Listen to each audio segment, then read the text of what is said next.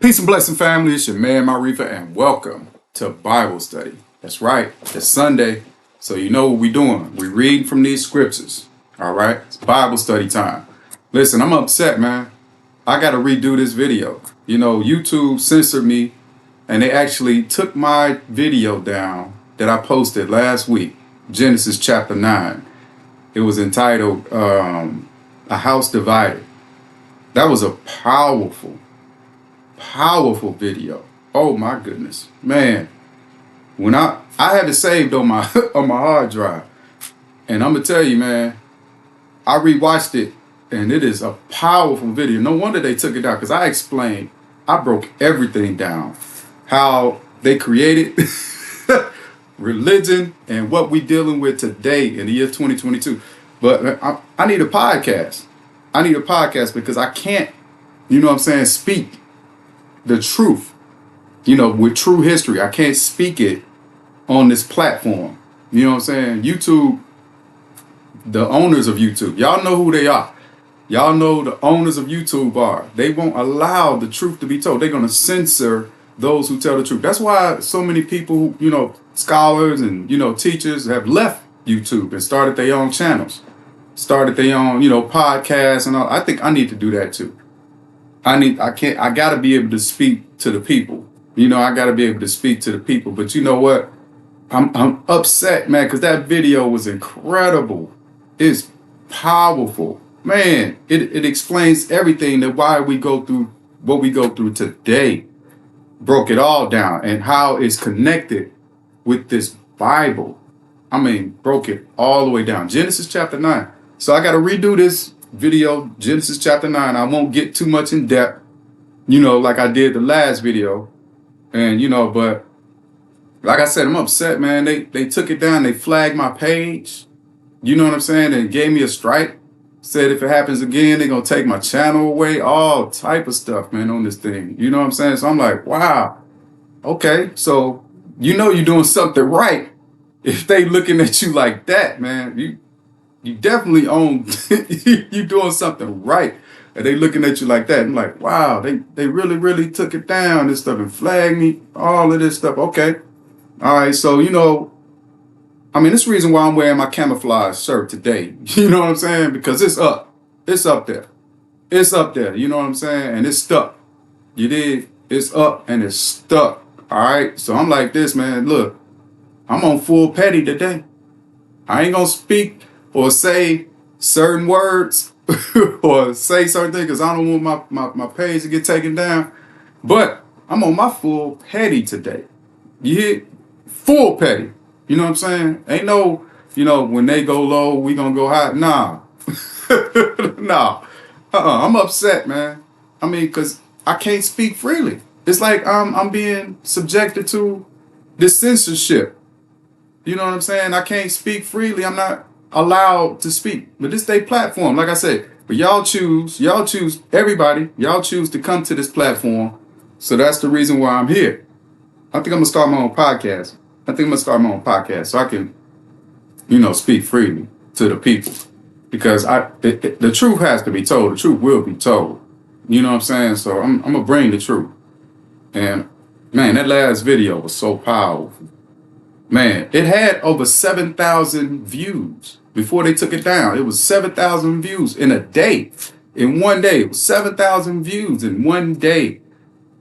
And the watch time was incredible. You know what I'm saying? The watch time was incredible. I was looking at the analytics. I'm like, wow, it went through the chart. Because there was so much truth in that video. Man, and they took it down. I said, wow. But yeah, I gotta get a podcast. I get a podcast, but YouTube, man, be on some BS, like for real. Like for real, they on BS. But you know what? I know what it is. The powers that be. The ones who are in power right now, they control all the media platforms. They control all the social media platforms. They control the televisions. They control the movies. They control it all. You know what I'm saying? And I'm on my petty. Y'all already know. Y'all already know who controlling all of this stuff. I ain't gonna say no names. You know what I'm saying? I ain't gonna say no names, but Y'all know what it is. Y'all know. When you start telling the truth, they don't like that. They don't like that at all. You start telling the truth, man. I ain't saying no name. All I'm saying, when you start speaking truth about real history, what happened, what really happened, and why we dealing with what we dealing with today, and you able to tie it all back and put it together, they don't like that. They don't like that. But I'm gonna be cool when I'm upset. Be cool. You don't get these crumbs. I'm like full petty mode. Can't speak truth. If it's water, I won't even allow me to speak no truth. That's all right. So we're gonna get it going. I'm gonna redo this video for the people, so the information can get out there. But I'm gonna be trying to cautious with what I say. Be careful with what I say because I'm on their platform. It's just like coming to somebody's house and you start telling them how nasty they living. Like, ugh, you cook out of that? Ugh, why is that thing nasty? It's like, ugh, you come to somebody's house and you start telling them because you see how they living and you just telling them the truth of what you see, and they don't like that. It's just like, so I'm in their house and it's cool. I'm in their house, you know what I'm saying? I'm gonna watch my mouth a little bit, but I will speak. Will speak. So let's get started, man. You know, like we always do with this time, coming from the King James Version, study Bible. We're redoing chapter 9 because they took the other video down, deleted it, flagged my page. So I'm redoing this chapter 9 again. Okay? The last chapter 9 video was powerful. Man, I wish y'all could. If you missed it, I mean, it was up for a short period of time, but if you was able to watch it, that's why I tell you, subscribe to this channel. Make sure you know whenever I drop a new video that you're notified and you're able to watch the video. If you was able to watch it, you subscribe to this channel, you was able to see how powerful that video was. And you watched the whole video, powerful, man. Tell me. Anyway, I'll get a podcast and I'm gonna put that one on my podcast. That's how powerful it is. All right, but anyway, so let's get to it. So let's do a recap. All right. So recap of chapter 1 through chapter 8. You've been watching the videos of the esoteric Bible studies. You know we're going through Genesis. Right now we're in chapter 9. This is chapter 9 right now. Very powerful and then very detrimental, you know what I'm saying, chapter for a certain demographic of people. Okay, I gotta watch what I say. Certain demographic of people is very detrimental for them. Okay, and very promising for others. All right, so let's just say that. All right, so in the beginning, you know what I'm saying, chapter 1, Genesis, they said God, you know, created the heavens and the earth and all this, that, and third. And then you come down to chapter 1 to verse 26, and it said, and God said, let us make man in our image. Let us make man in our image. So the author of this book, Francis Bacon, he was a French European, okay, from France, who was sanctioned by an English king, okay, and he made him create a Bible, right? His version of the Bible. So the English and the British were getting involved with power, all right? So they were trying to use the same tactics that the Greeks and the Romans installed, you know, with religion, controlling the masses of the people. The British want to use the exact same thing, so they created their version of the Bible, right? So in the Bible, they have bits and pieces, like I've been explaining, you know, during this series, bits and pieces of African culture, which they stole and plagiarized and put inside of the story, their story. All right, this is their story. So in order for them to indoctrinate a people and indoctrinate another generation, they have to include bits and pieces of that African culture that is familiar to the ear of the reader or the listener. All right. So when it says, let us make man in our image, us implies multiple. Now they're talking about the gods. All right. So everyone knew back in them times, Africans had multiple gods. Polytheism was the spiritualness of the ancient African Egyptians, Sudan, Nubians. Okay. So they had multiple gods in Egypt. All right. In Kemet. All right. Kemet is the original name of Egypt. All right. So in the Bible, the author put that in there. Let us make man in our own image, multiple gods. When they said in our own image, we're talking about male, masculine, and feminine energies. Okay, that was being created. All right, and then you go down to verse 27. So God created man in his own image. In the image of God created he him. Male and female created he them. So that was chapter 1, verse 27. So in the beginning, that was the very beginning of time. Okay, so you plagiarizing with the Africans. Okay, the Africans already had a mythological creation story. They stole that concept when he said the male and female created he them, masculine and feminine energies. Okay, that was established and created. Mankind. All right, the very first humans on the planet, melanated beings, Africans.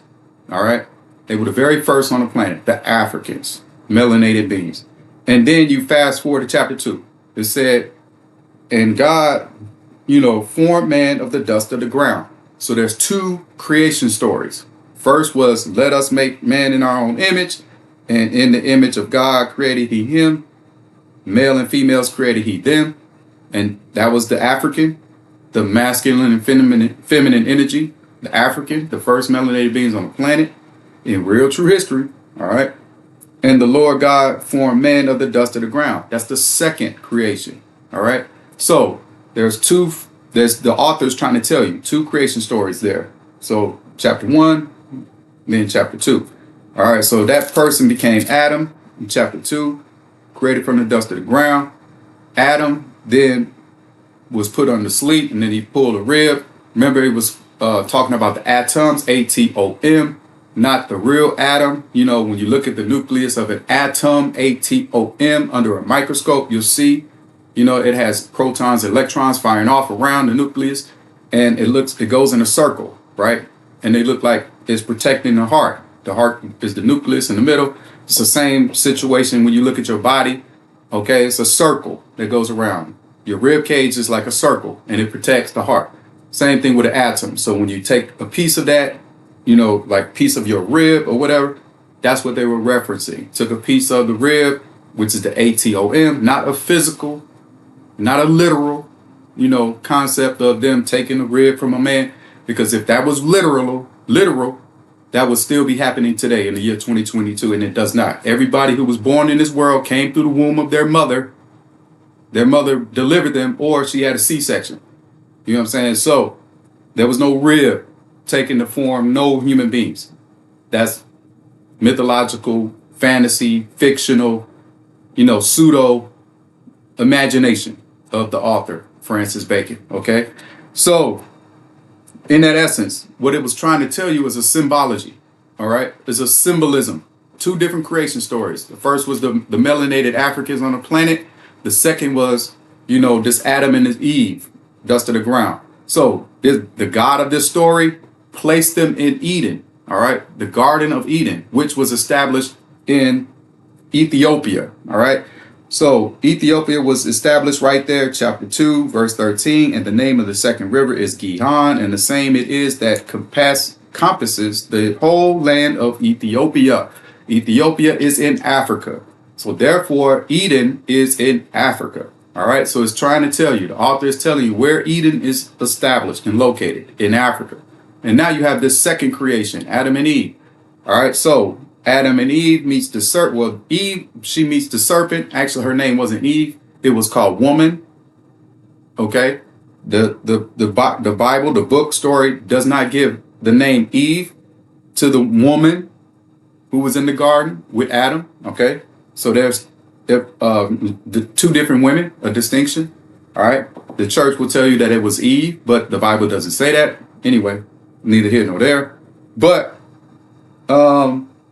she met the serpent. The serpent represented the Kundalini energy, all right, of ancient African spirituality, Kemet from Kemet, okay? And that is also symbolic of the enemy that is being established of the God of this book. All right, so remember, the author of this book, okay, author of this book, French, European, okay? So every character in the book that he's establishing, you know, you have stories. You establish a good guy and a bad guy. You know, any movie you watch, you know, there's going to be a good guy and there's a bad guy. All right, that's how story narratives are created. All right, so in this story narrative, the God of this book is okay. And I told you I'm on my full petty today. They don't want me to say anything. All right, cool. I'm gonna go ahead and give you some representation. Okay, so the God of this book, okay, and that's the character. So then the serpent represented the African. All right, so there's an enemy being established right there. So the woman, she trusts the serpent. Serpent says, you're not going to die if you eat from the tree of knowledge of good and evil. God surely knows that once you eat it, that, you know, you become like gods. You know, she trusted the serpent. She ate of the fruit, okay, gave to her husband. They didn't die, like the serpent said, okay. Then here comes God, you know, blaming them and this, that, and the third. The woman loses her position in power. She's no longer, you know, equal with the man. She's beneath the man now. She's subject to being the servant, you know, to the man, submission and everything like that. The man is now the head of everything. He's in control. He's dominant. He's, you know, the ruler and all this, that, and the third. The mindset of the author, right, is that of patrilinealness. Patrilineal. Okay, so patrilineal means male dominance. Okay, the Africans had a matrilineal society. It was a female, you know, masculine and feminine energies were both, you know, in rulership, and they were sharing power. All right, so that system was being, you know, put away with. All right, so they're establishing a patrilineal society. So then the God of this book, you know, they rose in number. They had babies. You know, Cain and Abel. Cain killed Abel. All right. So then Cain became the first murderer. It's trying to tell you, you know, the savagery of the people. All right. Of the savagery of. Okay. So they was becoming murderers, killing, you know what I'm saying? And establishing all that stuff. So Cain knew his wife and all this, that, and the third. And he had children, and those children had children. And then they had talked about Lamech. Lamech was the second murderer. You know, so they're trying to tell you, they're showing a pattern, you know, of what's happening. You know what I'm saying? They're becoming savages. They're growing in number. And then the God of this book said everything that they imagine, you know, is evil. So now I'm going to destroy it, you know, and start over this, that, and the third. So I'm going to bring a flood all over the world. Now, the flood was not a literal flood. The flood was not literal. The world, the earth was never flooded. Never flooded, literally. There was never a flood. It was symbolic. It was symbolic of a catastrophe, a catastrophic event that flooded the world, okay, and changed the whole, you know, shift in how the rulership was, okay. Africans were populated all over the globe. Africans were living everywhere in the world, okay. Then we had a rise of, you know, they started having babies and stuff like that and growing and stuff in the European areas, in Europe. And they started rising, okay? And when they started rising all over the globe, you know, they were very savage, barbaric, you know, full of, you know, anger, rage. You know, they wanted to go and conquer everything and kill it all. Kill, steal, destroy everything in their path. And the author was trying to tell you bits and pieces of that history, true history, in the story, okay? Letting you know that they were murderers, they were killing, and there was this, that, and the third. Cain killed first, and then it was a Lamech, he was a murderer, he killed multiple people. So it's trying to give you indication, a hint. So then the God of this book said, I'm going to destroy everything, and there was a catastrophic event. The catastrophic event was the flood. The flood occurred all over the world. They're trying to tell you symbolically that the flood of the European, okay, was the conquest, where they were coming into lands and flooding into those lands, killing, destroying, conquering, okay? Catastrophic event that caused change to come to the world, okay? So the author put these characters in a boat and said, okay, we're going to start over with this one family, Noah, all right, and his 3 sons, so Noah had his wife, then the 3 sons had them and their wives, and then they took 2 of every animal and all this, that, and third. I don't know how they survived on a boat for 150 days without fresh water, and all of them animals, fighting each other. Don't get me started on that. But anyway, mythological creation story is all fake, made up, and everything like that, okay? Not real, never literally happened. All right, you're not supposed to take this, what you see in literally. You have to dig deeper and get the deeper esoteric meaning, okay? So then in the story, they said that boat landed when this old Noah guy, he was 500 years old, and it took him 100 years to make this boat, okay? So then the floods came and all this stuff like that. Symbolic, it was not literal. Symbolic of the European, okay, coming, sweeping into lands and killing and all this stuff like that. That's the symbology. It's what it's trying to tell you. Catastrophic event caused this change and shift in rulership and power, or an impact on the globe. Okay, it impact everything over the globe, all over the globe. So that's what it was trying to tell you. So the boat, when the waters receded a little bit, what happened was Noah sent the raven out. The raven is a black bird. Okay. It was symbolic of the old rulership that was going out. So the raven was meant to fly to and fro, until all the waters receded upon the earth, which didn't happen for a long period of time. So the raven was going to get tired and the raven was going to die. That was the symbology it was telling you. The raven is going to die because it's going to get tired from going to and fro. It's not going to make it. It's going to die. Then the second bird that Noah sent out was a dove. A dove could be multiple colors, but the main one that we see for the most part are white doves. Okay, so Noah sent the white dove out. The white dove was flying around, but then the dove came back and Noah reached his hand out to bring the white dove back in. That was symbolically telling the reader or the listener that, hey, I'm saving, this white dove, which represented, okay, the European. Okay, so that's the representation. So the black African bird is going to die off. That means no more African rulership on the planet. And then we're going to replace that with the new European rulership, okay, on the earth.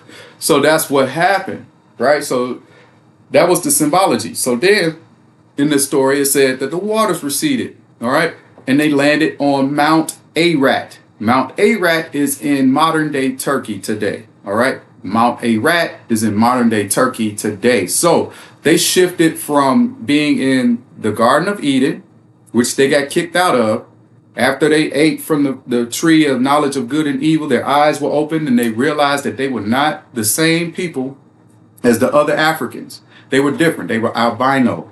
Okay. Adam and Eve were albino. So that's when God gave them a coat of skin, and changed their skin color and all this stuff like that. It was trying to tell you they did not have no melanin. All right, no melanin. They were different in African, so they were albino. Okay, so they were kicked out of the Garden of Eden, moved east of Eden, and that's when they had Cain and Abel and all this, that, and the third. All right, so then fast forward and we get into Noah. So now they're saying that they landed in Mount Ararat. Okay, Mount Ararat is modern day Turkey. All right, that is in Central Asia area, which is near Armenia, Kazakhstan, Russia, near the Caucasus Mountains, Georgia mountains area in the lower part of Russia. That's that area. Okay.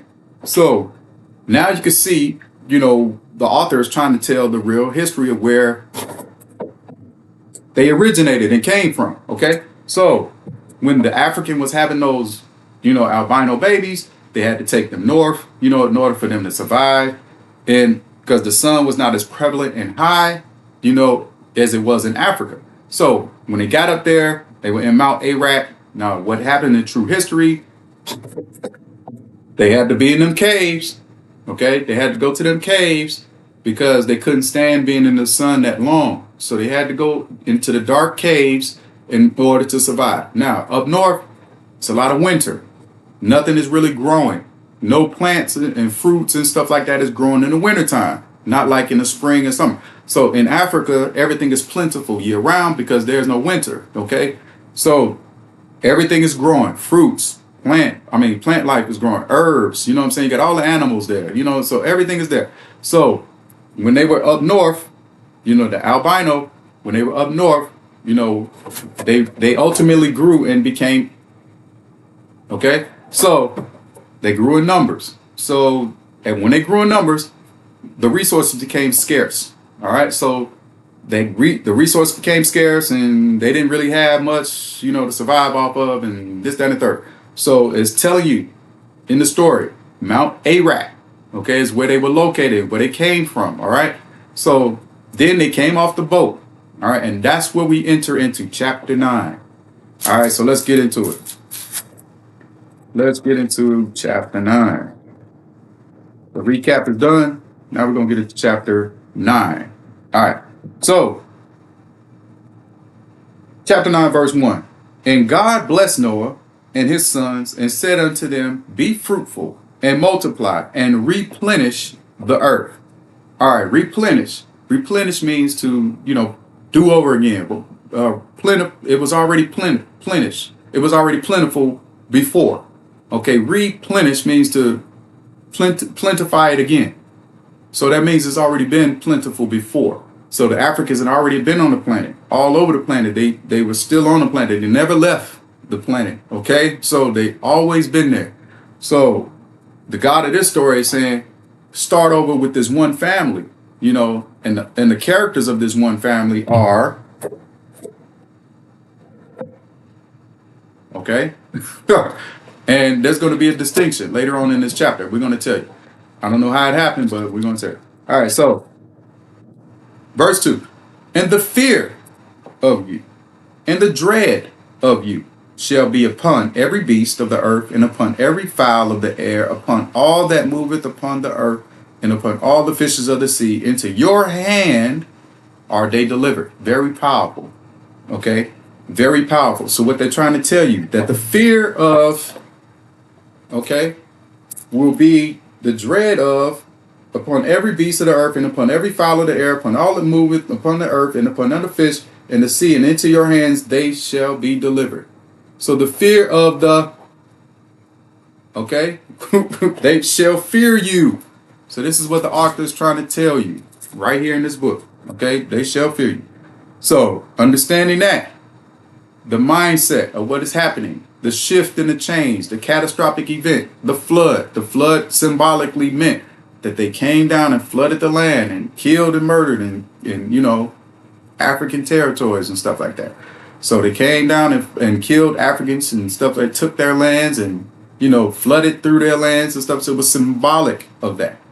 Okay, it wasn't a literal flood, but it was a catastrophic event that changed the whole course of history in the world, all over the world. So it impacted the entire world. So that's what it was trying to symbolically tell you. Okay.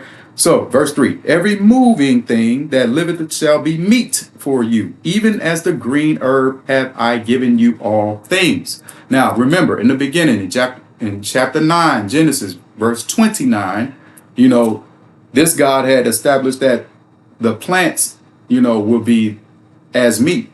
You know, let me go back and read it for you, just so I can get it. The diet is being changed. Okay. The diet is being changed. Telling you right there in verse 29. All right. And God said, behold, I have given you every herb bearing seed, which is upon the face of all the earth, and every tree in the which is fruit of a tree yielding seed to you, it shall be for meat. Okay. That's chapter 1, verse 29.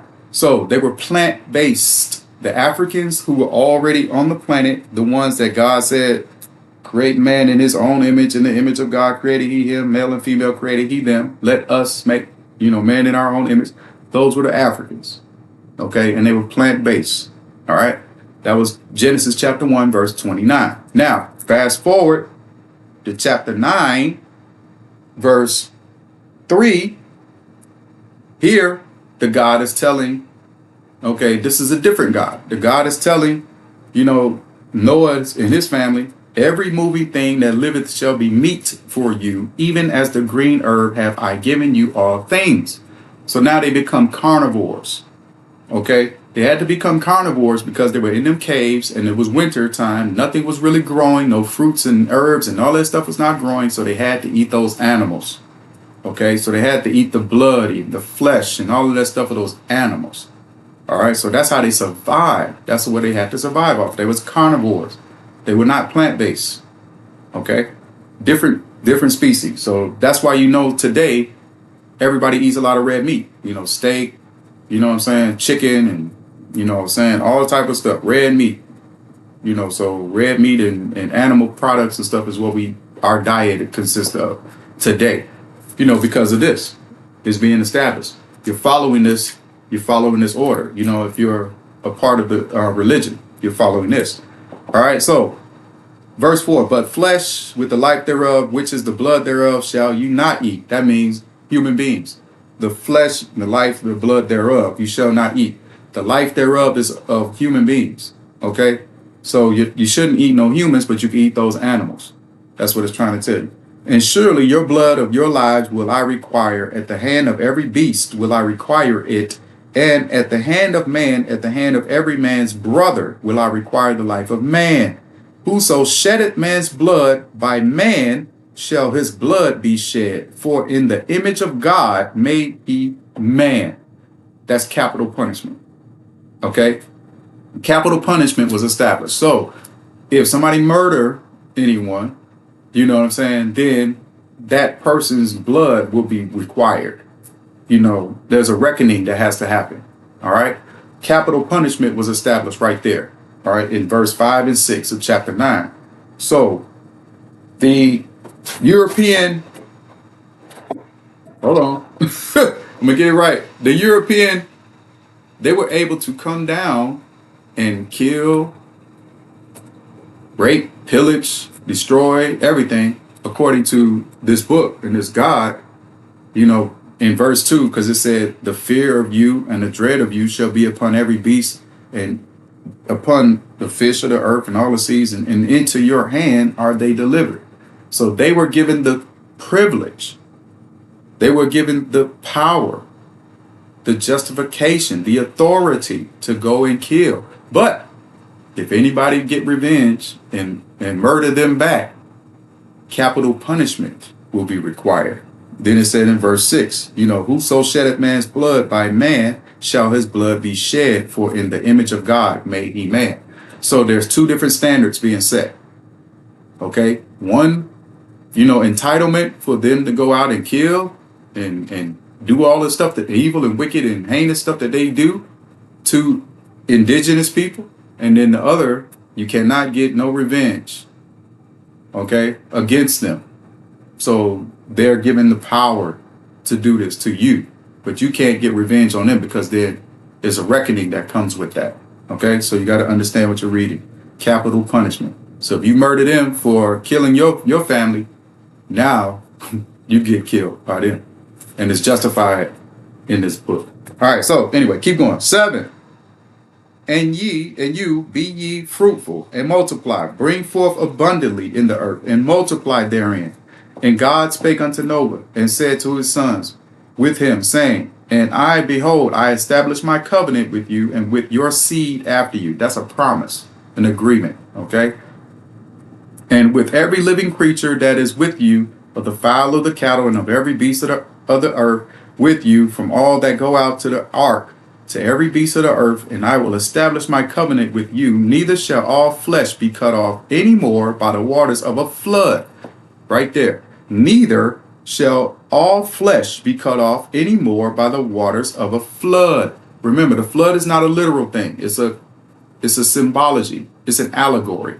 It is a symbol of the European, okay, coming and flooding into the lands, killing and destroying and everything like that.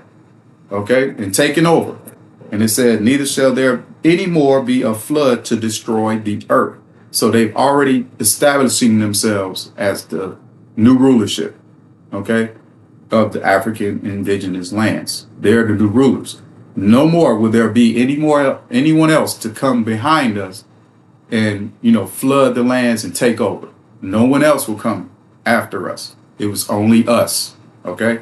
So, and God said, this is the token of the covenant which I make between me and you and every living creature that is with you for perpetual generations. So perpetual means to keep it going. Perpetual, from one generation to the next generation, to the next generation, to the next generation. Perpetual. Keep it going. This is the covenant that he said, the promise, which I make between me and you and every living creature. So everyone behind you, the albino, everyone who is albino descent, all right, is entitled to this covenant, all right? And no more will there either be a flood to come and destroy the earth. Nobody else behind you. You are the only last ones who are able to conquer, and take over.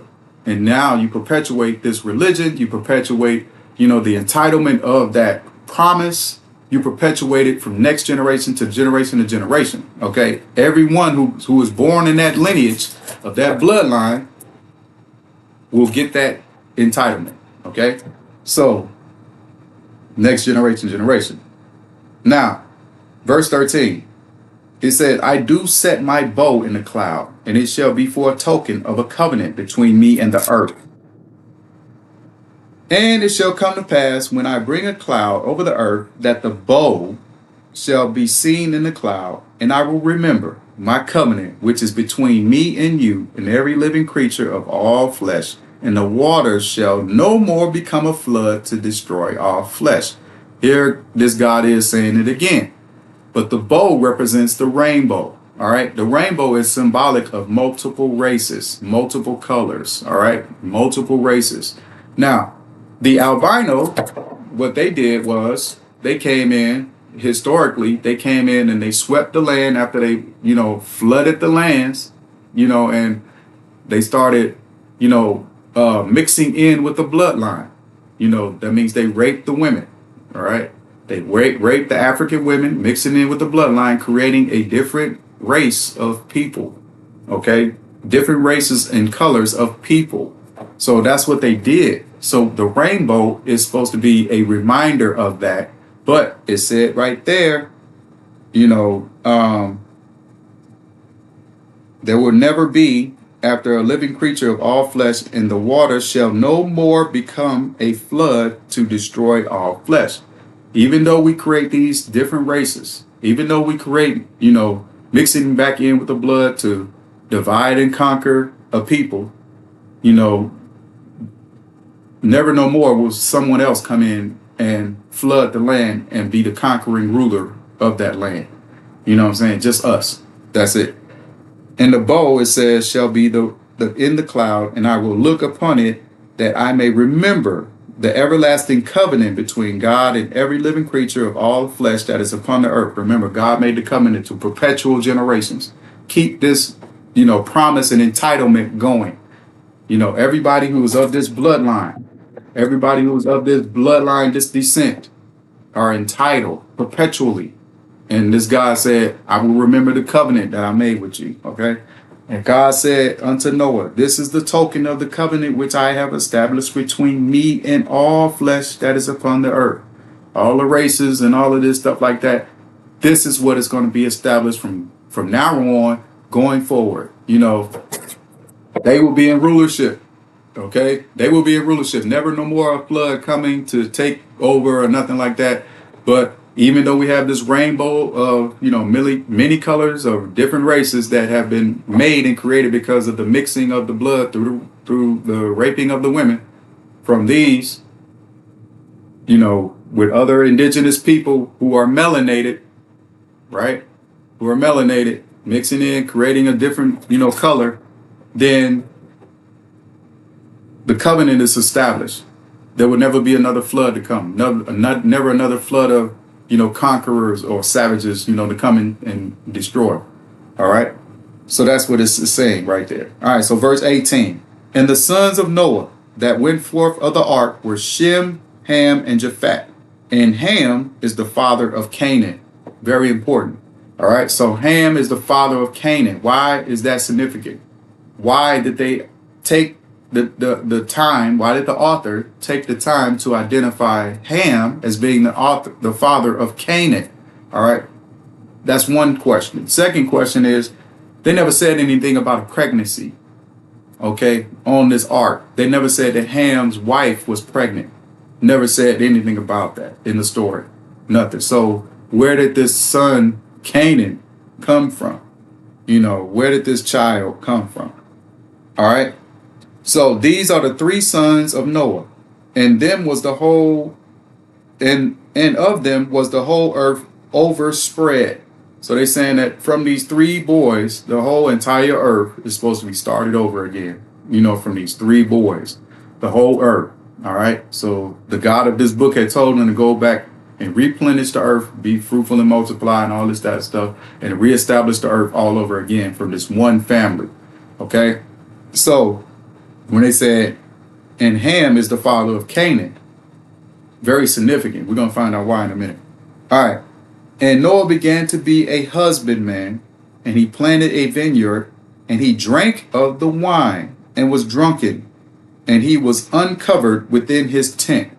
Now, here's Noah. Here's Noah, this old drunken European. Okay, here's Noah, drunk in his tent, right? And naked. It says right there, he was drunken and it was uncovered within his tent. And then verse 22 says, and Ham, the father of Canaan. They keep bringing Canaan up. But they never said Canaan, his wife was pregnant or nothing like that. They keep bringing his name, Canaan, up. And Ham, the father of Canaan, saw the nakedness of his father and told his two brethren without. So Shem and Japheth took a garment and laid it upon both their shoulders and went backward and covered the nakedness of their father. And their faces were backward, and they saw not their father's nakedness. And Noah awoke from his wine and knew what his younger son had done unto him. First of all, Noah was drunk and he was asleep, passed out in his tent, butt naked. Okay? He in there naked, drunk, passed out, right? But he said that he knew what Ham had done. How? How did he know? How did he know what Ham saw him naked when he was drunk and passed out? And then also, how did he know what Shem and Japheth did? How did he know that they didn't see him naked? How did he know what they did? He did not know, because the story doesn't say that. Okay, the story does not say that. Now, the church will tell you, if you listen to people in the church, they come up with all type of excuses. Oh, Ham did this to his father. Oh, Ham made jokes with his father. Oh, Ham did that to his father. Oh, Ham. Trying to make up excuses as to why, Noah was mad at Ham. Right? So they all coming up with their, concocted stories that's not written in the book. All right? They're not reading the book. And they coming up with these reasons as to why, you know what I'm saying? So they making up these gossip stories in their head, and they telling the lie to the next generation, the generation.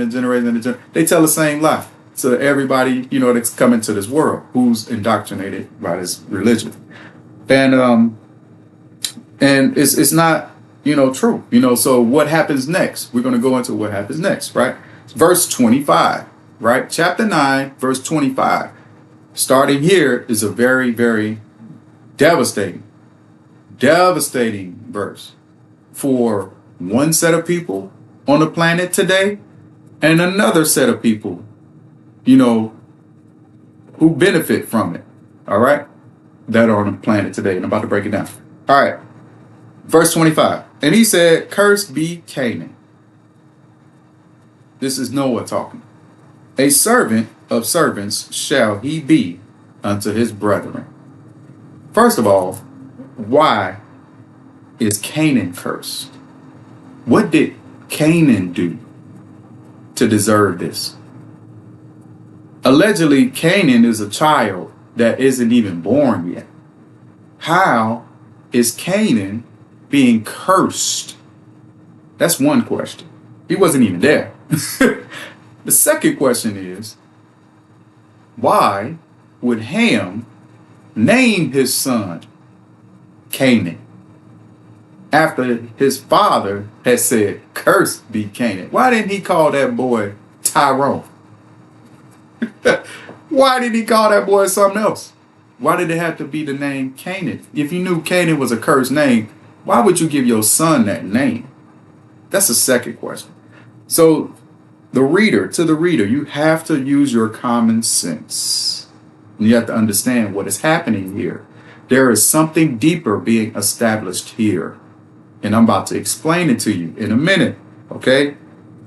I wish I could have posted. I wish you could have seen the other video. Because, man, the way I laid it out in that video, and I spoke so freely, I don't think I'll be able to explain it in this video because I got to be careful with what I say. All right? I won't be able to break it down as it won't. I mean, yeah. But anyway, verse 26. And he said, this is Noah talking, blessed be the Lord God of Shem, and Canaan shall be his servant. And then 27, God shall enlarge Japhet, and he shall dwell in the tents of Shem, and Canaan shall be his servant.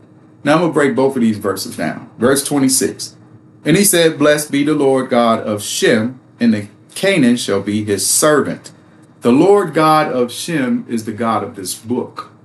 Okay, the author is creating this God character in this book. Now we know that Francis Bacon was a French European. Okay, French European. And he's making up this story. All right, trying to create something that will bring validity to the purpose of the European, okay, and give them this authority to do certain things to certain groups or demographics of people on the planet, all right, human beings, all right. So it's telling you right there in the story, and it's saying, and he said, blessed be the Lord God of Shem, this one. Now, when you go into chapter 10, when we do chapter 10, you're going to see the delineation or distinction between the brothers and what area of land that they go into. Okay, so Japhet was the one who moved into Europe, the lands of Europe, and ruled it. Shem was the brother who moved into the lands of, Assyria, Iraq, Iran, Israel, Afghanistan, Pakistan, India area, Saudi Arabia. That's supposed to be allegedly Shem's land, right? And then Ham was the brother who was the ruler of Africa. Okay, so these are the characters and the distinctions that they had according to the book. And we're going to look and see in chapter 10. Now, we all know in true real history, the race of demographic, the demographics of those people in those particular lands. What were the indigenous people looking like? The African was all over the globe, populated everywhere, not just in Africa, but there was Africans in Europe, Africans in India, Africans in Asia, Africans in Americas, all over the globe. But then there came the albino,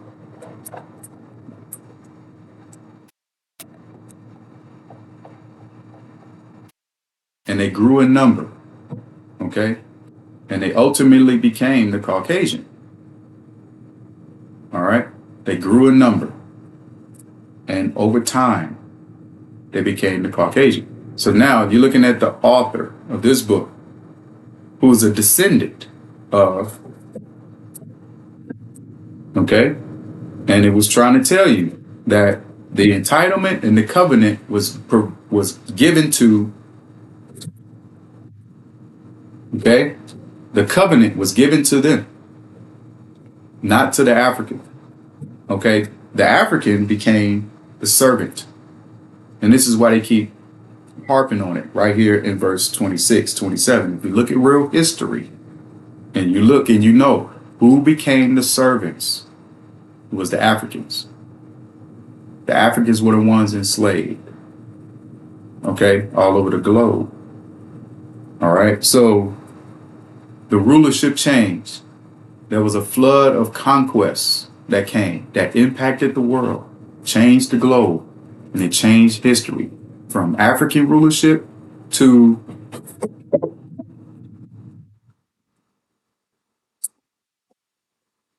this rulership.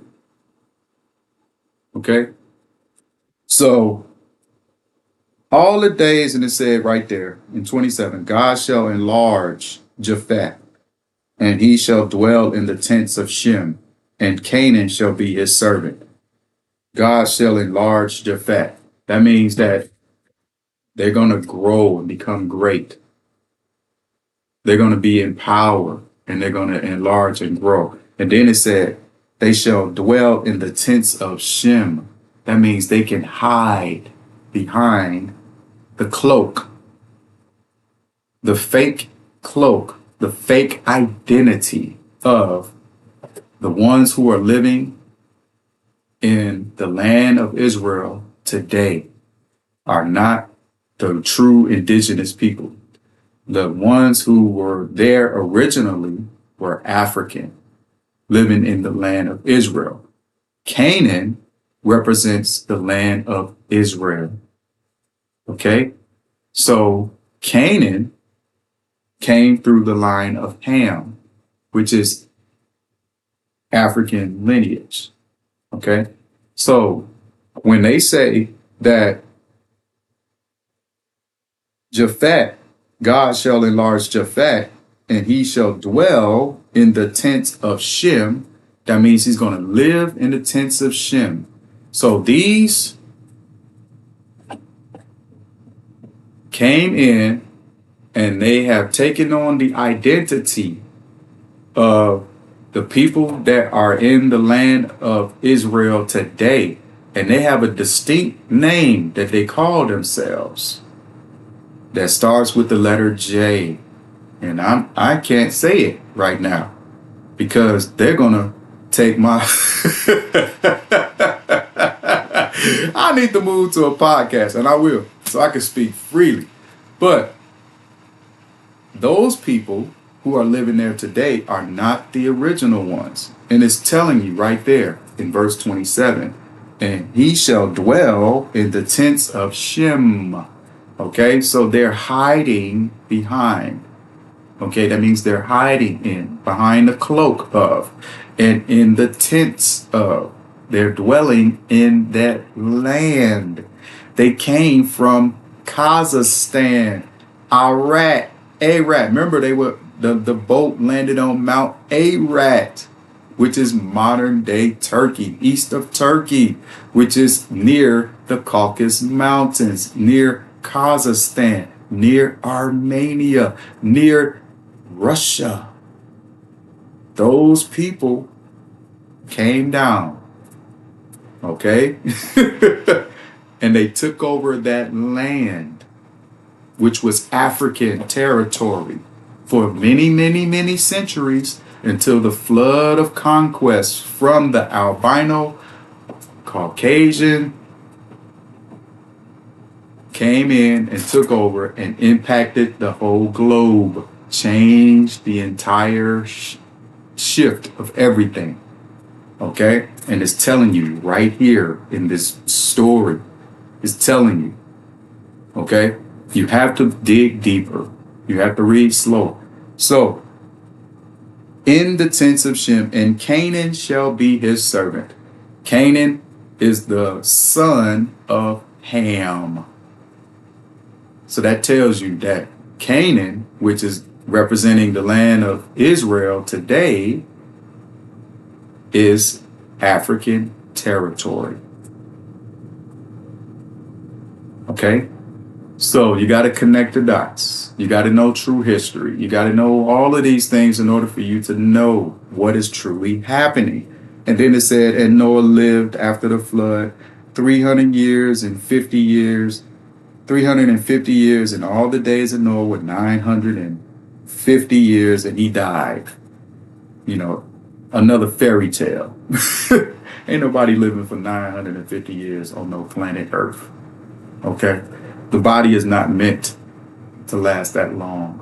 I don't care if you're eating right. The longest you're going to make it is if you're eating right. 120 if you're good. I mean, you're doing good if you make it to 120. Because the body is designed to give out. But your spiritual energy, which is connected back to the true creator, Almighty God, that spiritual divinity, that consciousness of God, that energy is still within you, and that transitions. The body is going to stay here on earth, and it's going to die off.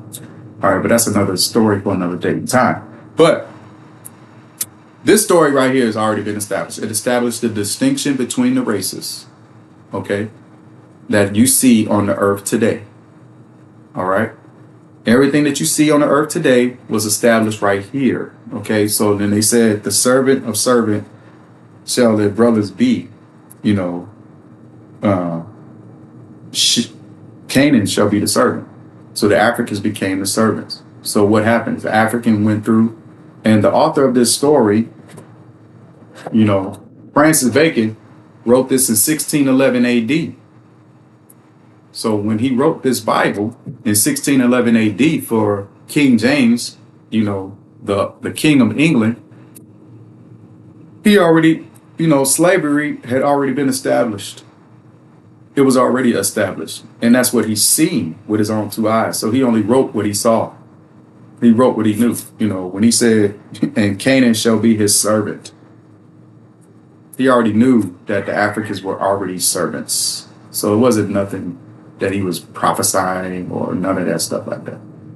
It was already happening in history at his time when he wrote this. All right. So look, that's it. That's the end of chapter 9. I'm not going into any more. This is the second video that I made of it. I didn't go into great depth, and this video was not as powerful as the first one that they took down and deleted off my channel. YouTube took it. Man, that video, that first one, chapter 9, was powerful. I'm telling you, I didn't say it like I said it in that other video. I did not. I didn't bring it because, they flagged my channel. You know what I'm saying? They flagged my channel, so they limiting my speech. They're not allowing me to deliver the message in the way it should be delivered. They're restricting it. They're controlling the narrative. So this is what they do. They're in power. They're in power, so they can control what you say, how you say it, who you can say it to. And you can't tell the truth. The truth cannot be told the way it's supposed to be told. You got to water it down. You got to water it down, so you won't hurt nobody's feelings and all of this, that, and the third. But you telling the truth. You're not lying. I'm not lying about none of this stuff. It's right there in your face. If you read it and you can comprehend what you read and you can dig deeper and true history and science, astrology, what happened in real history and stuff like that, you can connect the dots. The person with common sense can figure this out. And this is the reason why I'm going through the esoteric Bible study with you right now, to be able to explain to you so you can see the deeper meaning that they don't want you to see. They don't want you to know. I got to get a podcast, man. I keep saying it, but I got to get a podcast, man, because, man, I need to be able to explain this so that the hearer can understand, and then I'll be able to show, like, literally. You know what I'm saying? But this video, I really couldn't. The last one, man, they took down was so powerful. Man, I wish y'all could have seen it. If you had a chance to see it, I'm gonna get a podcast, man. I'm gonna post that one up on my podcast where I can speak freely. I might go to Patreon. I don't know. I'm thinking about it. I might go to Patreon and start my channel over there. And y'all come over and see me at Patreon where, I could really, speak freely, and tell you the truth. You know what I'm saying? Because they don't want you to know. They don't want you to know why things are the way they are today. How did they all begin? Who started it? They don't want you to know. They want to change that narrative. They want to change that whole narrative and lie to the next generation coming into this world. They want you to die off. They want me and you, we're going to die. Everybody is going to die. No one is getting out alive. Not one of us. Okay? So what the powers that be want to do, they know this. They know we all going to die. Even themselves going to die. But they're going to continue, like it said in the book, to perpetuate to the next generation. Keep it going. Perpetuate to the next generation. They said it in verse 12 of chapter 9. It said, verse 12. Okay? This covenant, which I make between me and you and every living creature that is with you for perpetual generations. This is for perpetual generations, this covenant. The covenant wasn't for Africans or melanated beings. It was for... The covenant was for them. Because it told you in chapter 2.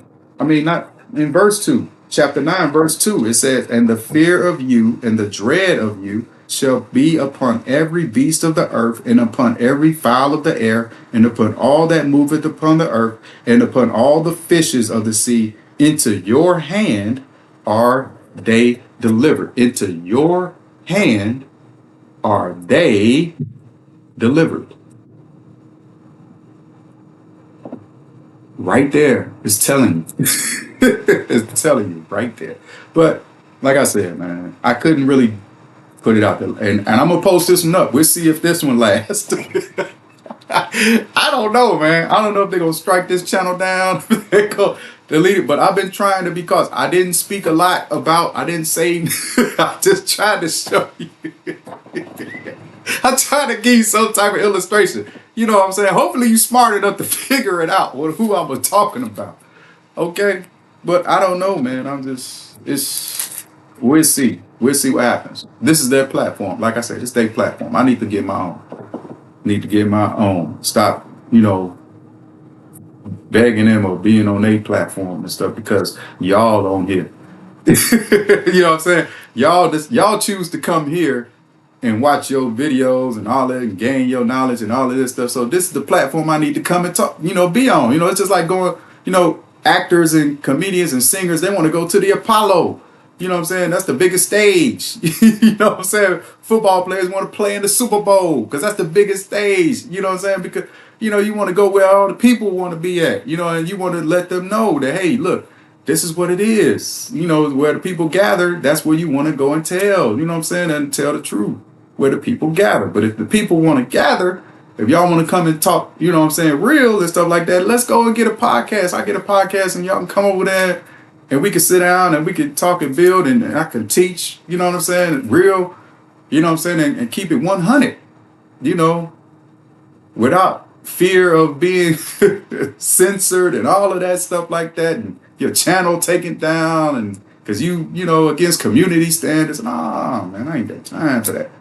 Got no time. But anyway, listen, man. It's been a Maarifa moment, okay? Knowledge has been reborn. All right? So remember, the more you know, the more you'll grow. And the better off we all shall be. So until next time, I'll say love and light. Peace.